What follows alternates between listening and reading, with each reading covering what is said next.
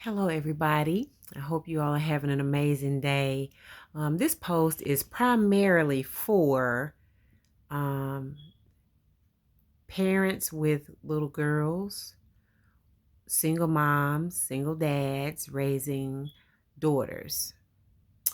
And today I want to entitle this "The Talk," right? Um, so some things just dropped down in my spirit so that I don't delay your time. Some things kind of fell down in my spirit today, and I kind of have these conversations with God, like, okay, what do you want me to say? What you want me to do with that? But it's in my spirit to share this, so take what you will from it and use it to the best of your ability. So anyway, if you're not in that category, single mom, single dad, raising a daughter, or whatever, feel free to keep scrolling. This is not a chronicle of my journey. This is something else, right?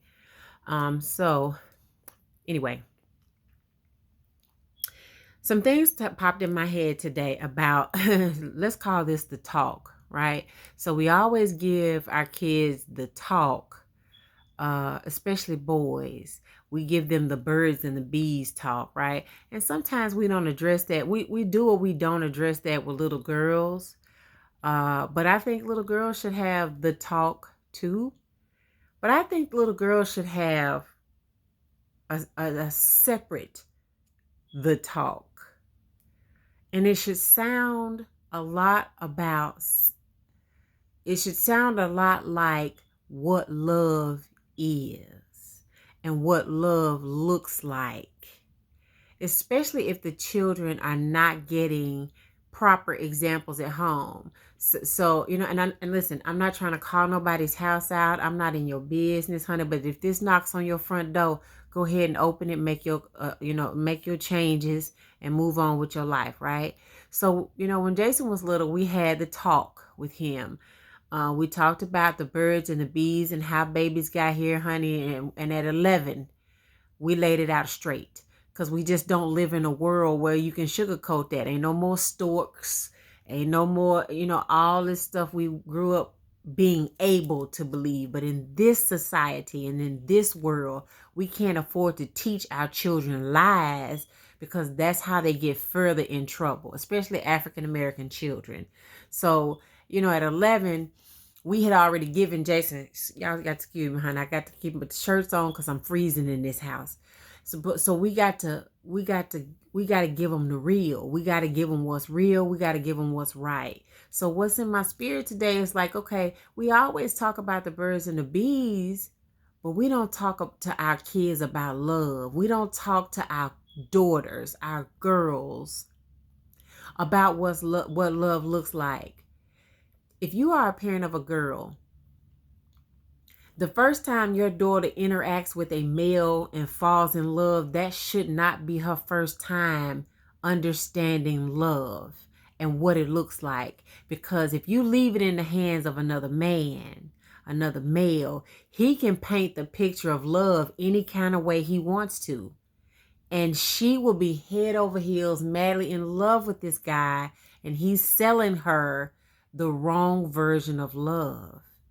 If you don't educate your children, your girls, and boys too, I mean, boys can go through heartbreaks and all of that, but more times than not, it's girls.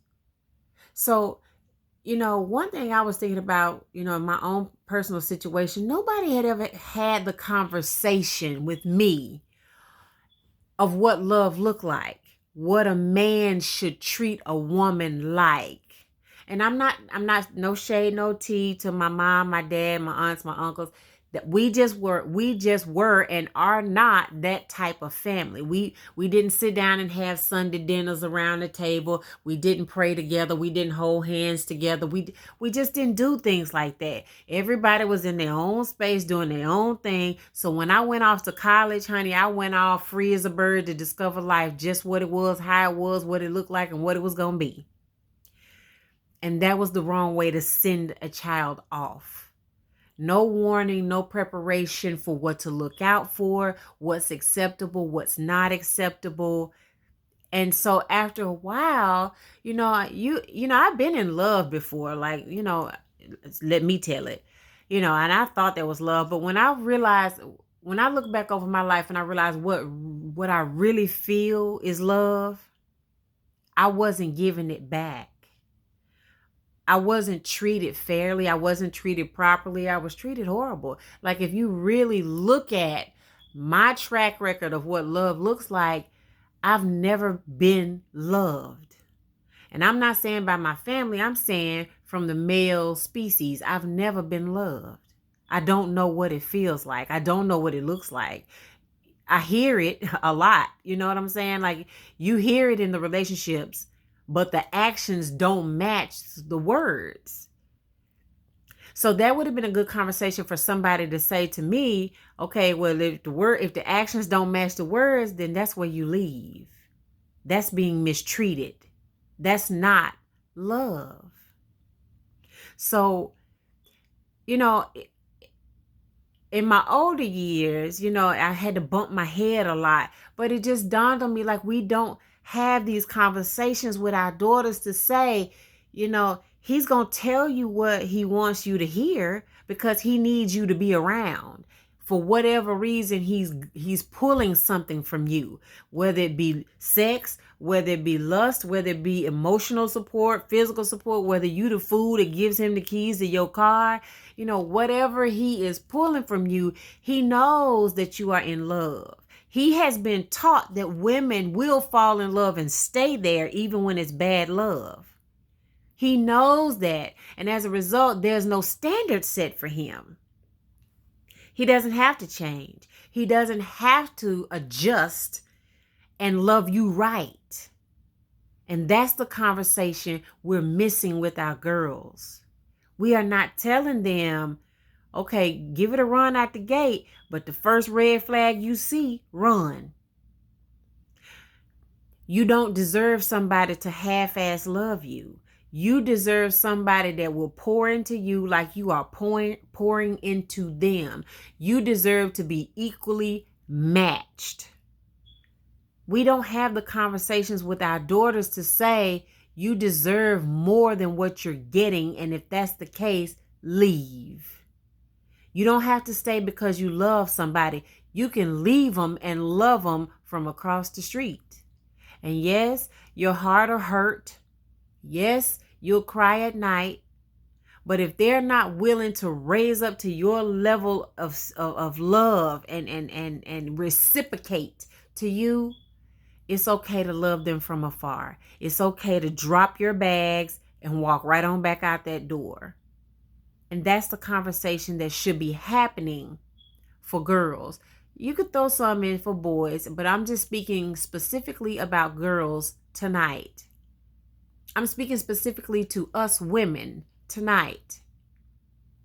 We want to see a change in the world with how the world is treating Black people, right? So we have to put action into place. We want to see ourselves treated better as women, right? So we have to put action into place. You can't continue to get bad love and give good love and think it doesn't do something to your emotional state. It does something to your psyche, to your mental, whatever you want to call it. You can't stay in relationships that are not equally yoked. I don't care how much you love them. You can love somebody with your whole heart and be willing to go 1,000,000 miles for them. But if they won't budge for you, you are free to leave. You don't have to accept that. It is not okay. It's not okay for you to be on the back burner while everything else is going on around and everybody just wants you to sit back and be silent. You don't have to do that. And you don't have to accept love because you're afraid to leave. No. Let me rephrase that. You don't have to accept being with somebody because you're afraid to leave because you think you won't be loved again.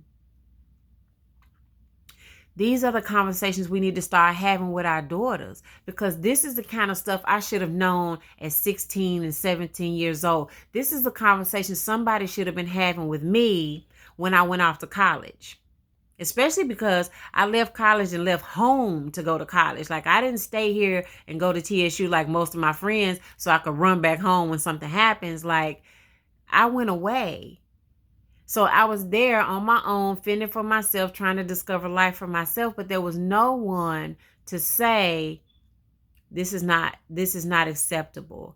And by the time somebody did try to be like, okay, wait a minute, now what's going on down there? You know what I'm saying? You down there with this foolishness. It was too late.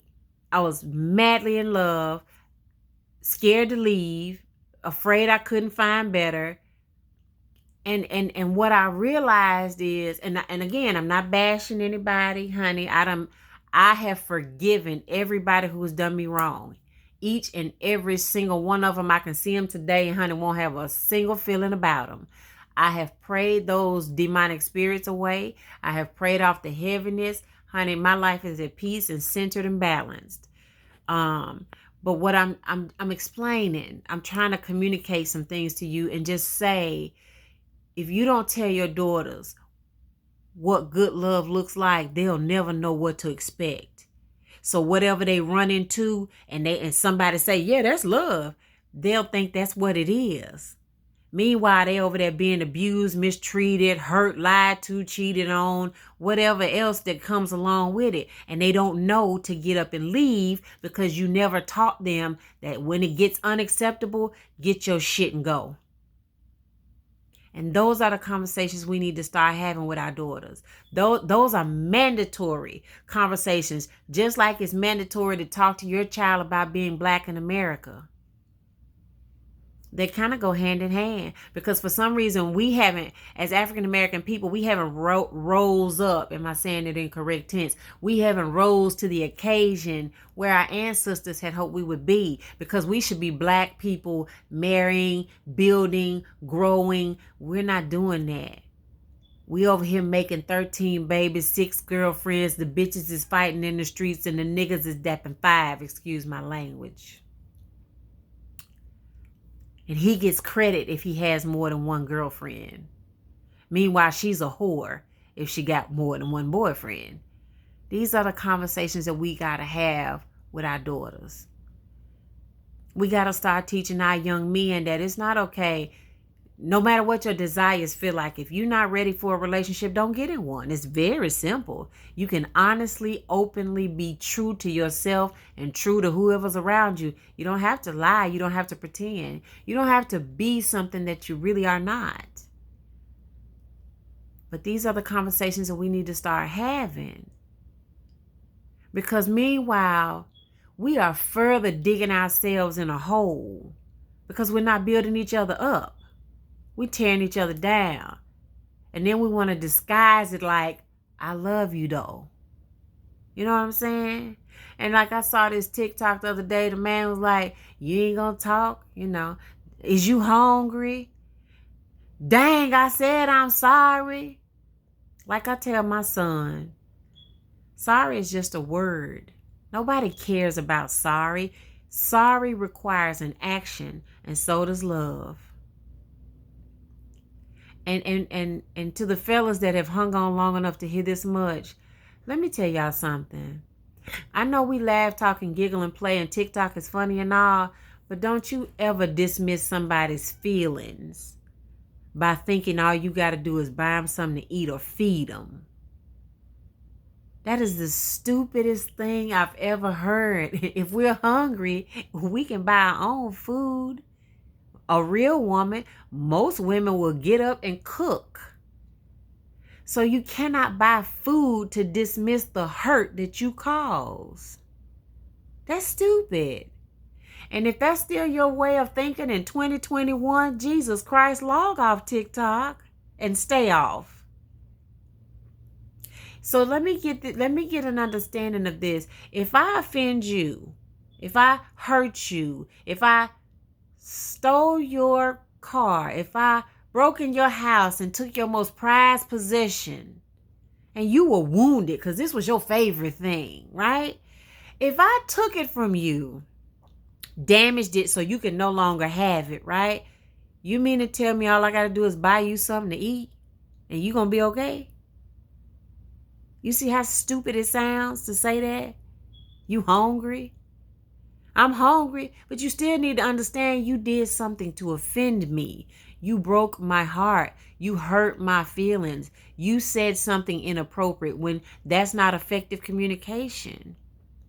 And these are the conversations we got to start having with our daughters. Because if we don't feed them, TikTok will feed them. So when he cheats on your child, lies to her in her face, and she know he lying, and all he got to do is take her to get something to eat, if she go home and lay down and be at peace with that, she's going to have mental scars she can't ever erase. And in the back of his mind, he thinking he won because he took her to buy something to eat. That's not appropriate, fellas. That's not okay. If you did something, if you want to correct it, if you want to make it better and you really love somebody, then your behavior should change. And these are the conversations we need to have with our daughters. We got to stop letting our daughters think it's okay to fight in the street over men. If you fighting in the street over a man, baby, he done already showed you who he is. Those are the conversations you got to start having. You got to start telling them, let that go. I know it's hard. I know it sucks. Because everything in the mind wants to believe there is something good in him. And that one little thing good in him will come out if I can just reach it. You can't save a man. You can't do it. And you got to start telling your daughters, baby, when he start going left, you go left. Sorry is a nice word, but the actions is better. So my words to you tonight, teach your daughters to look for a come hell or high water type of guy. Come hell or high water, I'm going to make sure Tish is okay. Come hell or high water, I'm going to make sure Tish understands my love for her. Come hell or high water, I'm going to be there to support her. Come hell or high water, whatever she need. If I got to work 2 jobs, I'm going to be there to provide that.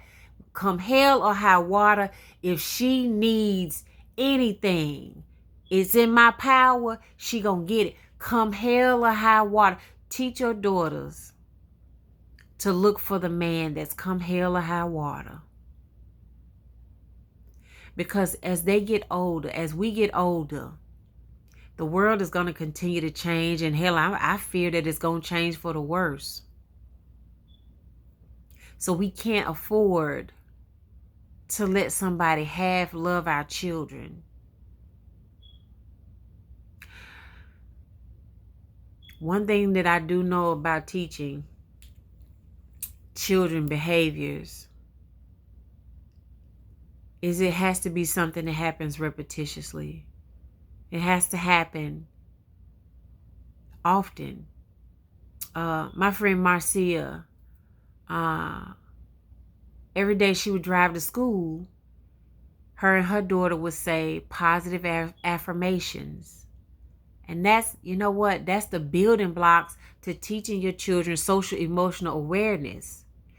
You know, here in schools, they tell us now, we're not only teaching reading, writing, math, science, social studies, we're teaching social emotional awareness. So now it's our job to teach your children how to be social emotionally balanced.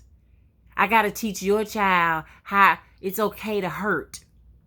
It's okay to cry, but you communicate that.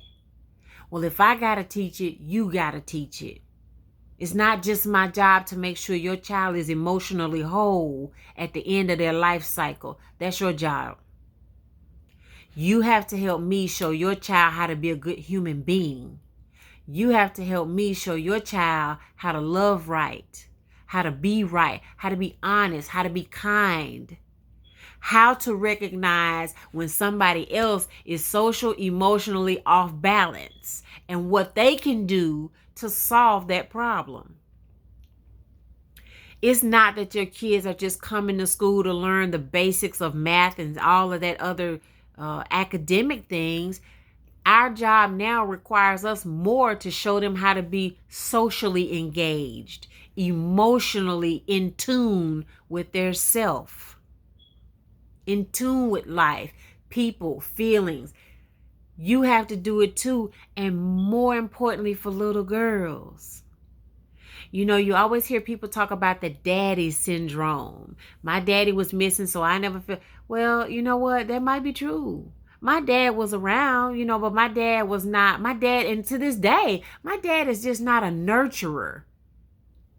He's just not. My mom was not a nurturer. But you know what? If your parents were not nurturers, that's okay. They did the best they could do with what they had and what they were given. They just used whatever tools they had in their toolbox to raise you. But guess what? You have different tools in your toolbox to raise your children. So now you can do better. My mom didn't wake up every day and hug me and kiss me and call me. That stuff was out. That wasn't going to fly back then. But now guess what? I am working very hard to make sure my son understands what love is. So, and how I know, and I've always said this to Jason, but how I know at least it is seeping into his brain. He always says, Mama, don't stay nowhere and be mistreated. What I'm saying to him is sticking. Because if you are in a situation and you feel you mistreated, don't stay there. Leave. It's okay to be by yourself. You are just fine alone. You don't have to have a man to be complete. You don't have to have a man around you to be somebody. All I need is money. That's just me. But if you don't start to have these conversations with your children, you're setting them up for failure. You are setting them up to go out and meet the green-eyed monster or meet Dr. Jekyll and Mr. Hyde. And sometimes I used to feel like that's what I did. I ran into Dr. Jekyll and Mr. Hyde because, child, one day it would be lovey-dovey and the next day I'd be thinking if I just shoot him one time, I can claim that self-defense, ain't it? Like if the gun accidentally drop in the living room and the bullet fly around the corner and bend and go in the bathroom and hit him, would I go to jail? Like, that's the kind of toxic shit I was dealing with. And then as I started to snap out of it, like, wait a minute now, this ain't feeling good. Like, I gotta make something happen. This ain't right. Wait, this ain't love. Like, this boy don't love me. I gotta get up. I gotta dust myself off. I gotta get the hell out of here. But by the time I woke up and realized this wasn't okay, I was pregnant. It was too late. It was too late. It was too late. I had already been through a hell of a nightmare. I really had. And no shade, no tea, because that's my homeboy now. I bust your head about him. But you know what I'm saying? That shit wasn't right back then. Sometimes I sit on my bed, sometimes I sit on my bed and be thinking, damn, I almost killed that boy. Shit. Man. Because wasn't nobody there to tell me, hey, sis, you headed down a slippery slope. When people are starting to change your being, you go from the kind, nice, sweet, wonderful person that you are to the crazy, psychotic bitch that'll bust your head in front of your mama. It's time to go. It's time to pack your shit up. It's time to leave that shit alone. Because it's changing you, not them. You are morphing into something so out of control, you don't even recognize you've turned into Dr. Jekyll and Mr. Hyde. They took away all your spirit. They took away all your heart. They took away everything that you were built to be. And now you're scared to be that person for somebody else. And now it's too late. Now it's too late and you a whole crazy bitch. Yeah. And that's what they'll call you. That bitch crazy. They love to say that. Boy, that's their favorite line. They won't tell them how low down and dirty they been to you. They won't tell the world how awful they have treated you behind closed doors. They won't share the text messages of you crying, begging, and pleading them to do the right thing, change their behavior. They won't tell the world that. All they gotta say is, that bitch crazy.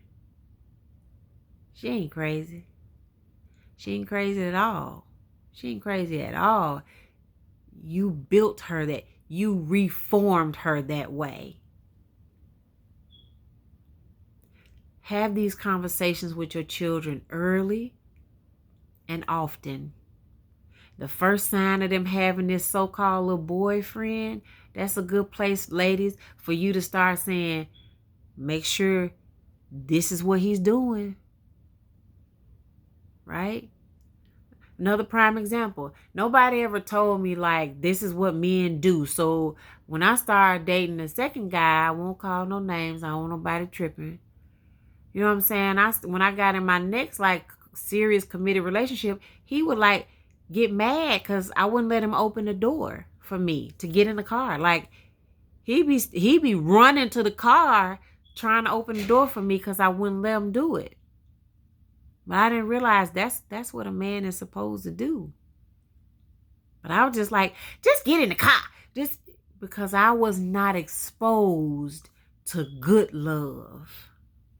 I had never been exposed to having a man care so much about me that he'll lay down his jacket like no cap in the rain so my new shoes wouldn't get wet. I couldn't recognize a man that loved me, that took the time out of his day, his check, to go to Victoria's Secrets and buy me real pretty stuff, like real expensive, fancy stuff. I never had anybody care so much. I never had anybody that I'd have to be like, you know my birthday Thursday, you know my birthday tomorrow, you know my birthday today. I could just walk in the door and it'd be flowers and balloons and candy and panties and money laid out on the bed just because I didn't know that's what a man is supposed to do. And if you don't have these conversations with your daughters, you'll totally miss it. You'll let her walk past such a wonderful man to get the trash. And then she can't figure out why she can't shake it, why she's hurt, why she's wounded, why she's changing. She's not the same. She don't do the same things she used to do. She don't go to places that she used to go because it's emotionally draining to be in bad relationships. So you have to have the conversations with your daughters to tell them, baby, if you stay, you're going to change and you're not going to like the person you're going to become. You got to teach your kids, your daughters, how to go find the come hell or high water. Because I love this woman so much that whatever menial thing she asks me for, I'm going to provide it. Because she's going to do the same thing for me. That's love. I'm not going to hurt her because I recognize the scars she's been through. And I love her so much that I don't want to add insult to injury. So I'm just going to do the right thing. I'm not going to lie to her, cheat on her. I'm not going to create any shadow of doubt.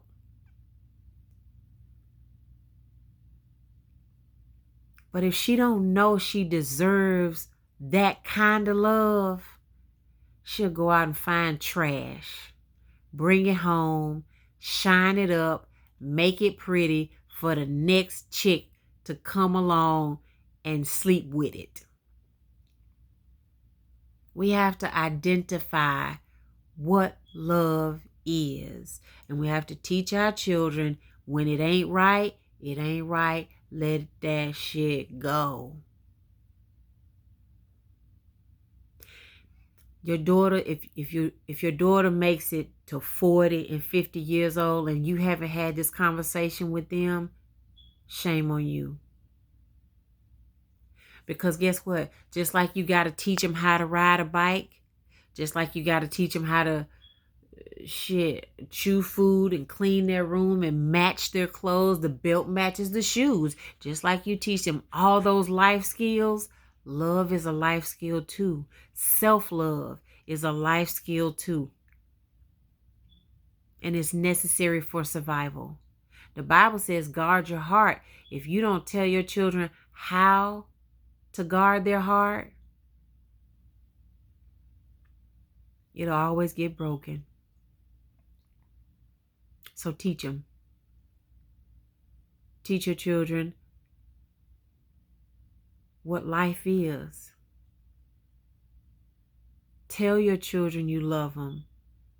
Even if you're not, I'm not the most touchy-feely person, but I assure you, when I see my son, I love on him, I hug on him, I kiss his little face. When he was here this past weekend, I done went and got on the couch with him and grabbed my little throw, and we was gonna Netflix and chill, and I didn't care about them. He brought his little friends down here to spend a night with him. I didn't care about them children being here. Child, I love you. In front of the world, behind their back, in their face.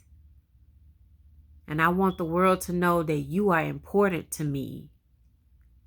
Your emotional well-being, physical, whatever you need, I got it. So how they love you should speak volumes.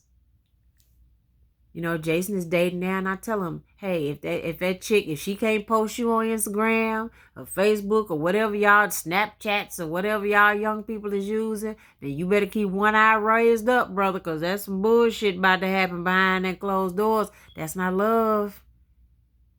That ain't it. Now, if you thotting around, you thotting around. I mean, hey, eat your bullet. That's your bullet. Take it, eat it. It's yours.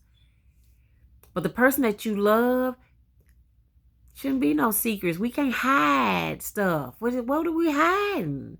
You're my mate. We're partners. We in this together. I shouldn't feel like something is being hid. You shouldn't feel like that, son. She shouldn't be looking on your social media and see you posting pictures of other little girls, and she got to call you and be like, who the hell is that? That's not love. You gonna love her right, or you need to leave her alone. Period. That's somebody's daughter. That's somebody's child. Guess what? Just like I love you, her parents love her too. So if you hurt her, her daddy gonna be looking for you. So you better make up in your mind, this way you want to be, this who you rocking with, and you better sit down somewhere.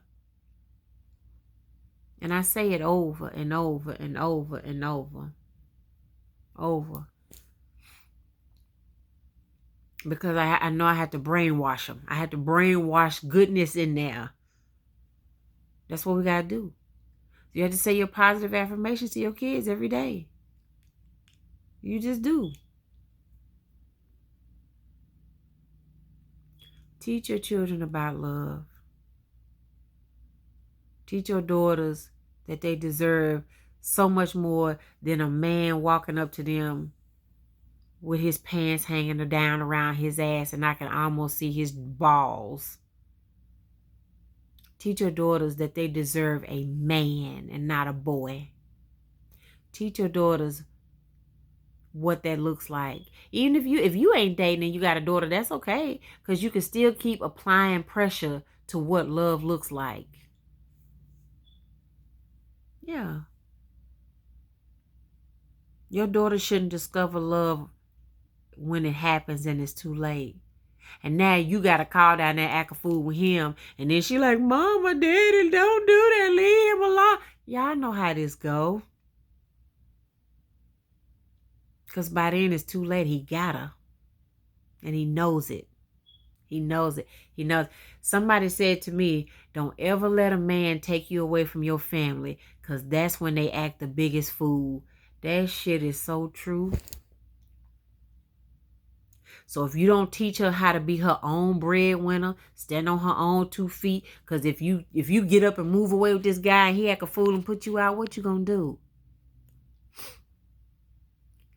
All life skills they need to know before they go off to college. All life skills they need to know before they get locked into a relationship that ain't good.